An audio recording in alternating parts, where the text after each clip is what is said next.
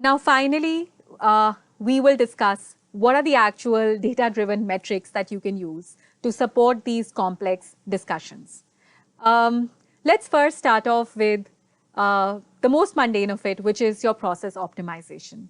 Like we've discussed in some of the other areas of analytics, if you have a well streamlined process flow, you will find that there are less bottlenecks, there are less waiting times, and overall, there are less frustrations within the employees.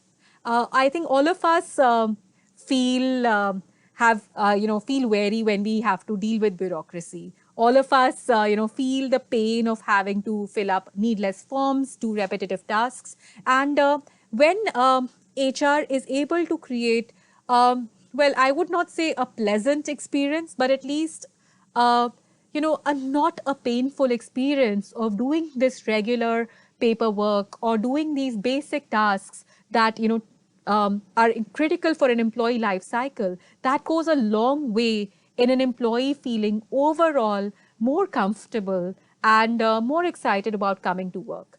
And these can be areas like onboarding and taking a basic paperwork, but it can also be things like how your leave balances are handled, how your absences are handled, what kind of portals that you have for perhaps an internal job posting, what is your promotion process. So there are a lot of processes that the HR team owns, and just making sure that these kind of processes are optimized to the highest level will ensure that there are fewer frustrations within your employees. Now, there are, while this is at the process stage, and analytics can definitely support you in identifying bottlenecks, it can also support you in trying to forecast what kind of capacity you might need to build in when an organization is growing.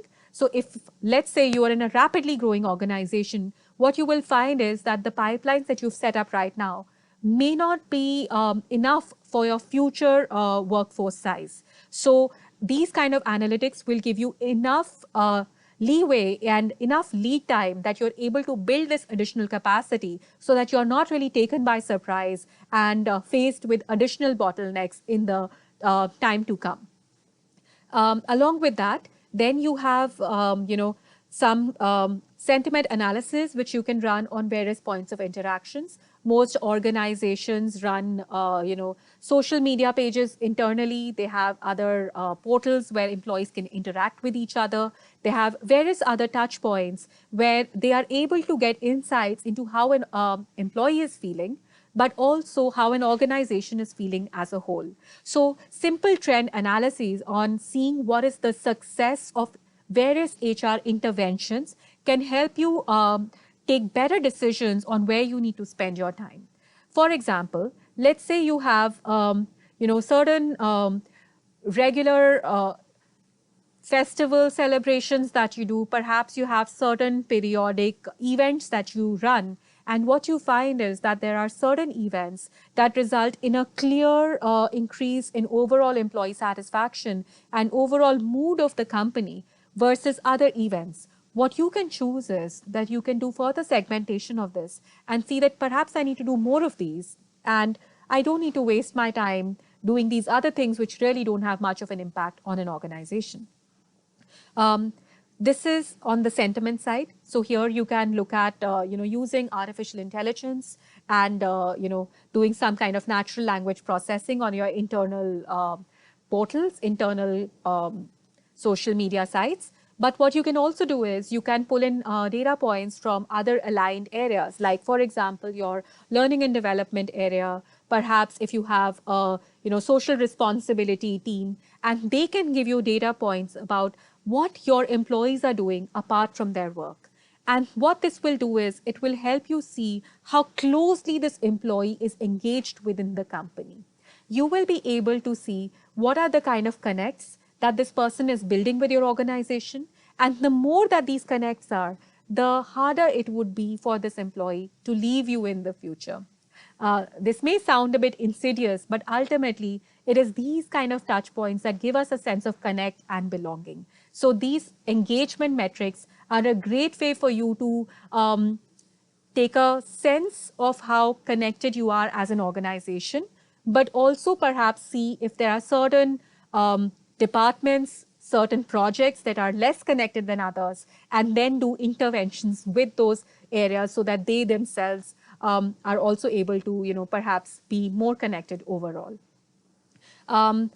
HR in itself should also make the effort to run frequent surveys, a new hire survey, for example, maybe surveys for people who've been with us for 3 months, 6 months, 3 years, people who have recently engaged with us in an established process. So somebody who's gone through a promotion, maybe somebody who's just come back from a maternity leave, and see what are the kind of feedbacks that they are able to derive from these surveys. So these are also very important data points that they can collect and then share with the analytics team. And the analytics team will then be able to analyze these data along with other data sources that they have and tell you whether there are any trends or insights that they're able to identify.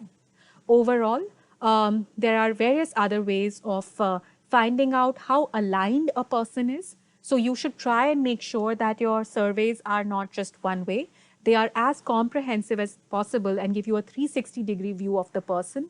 So surveys which are run where you take feedback from the managers of the employee, but also the team members, the various peers that they are collaborating with, and perhaps any other person that they've had interactions with. So making this effort, firstly, to collect comprehensive data, and then allowing the analytics team to use this data along with other data points will help you give an overall picture of how an employee feels and also how, as an organization, you are doing. And then you will be able to design better programs and run better interventions. And not just that, measure the impact of these programs and these interventions. And overall, I believe that this will lead to an overall better cultural environment within the organization and a more unified way of working.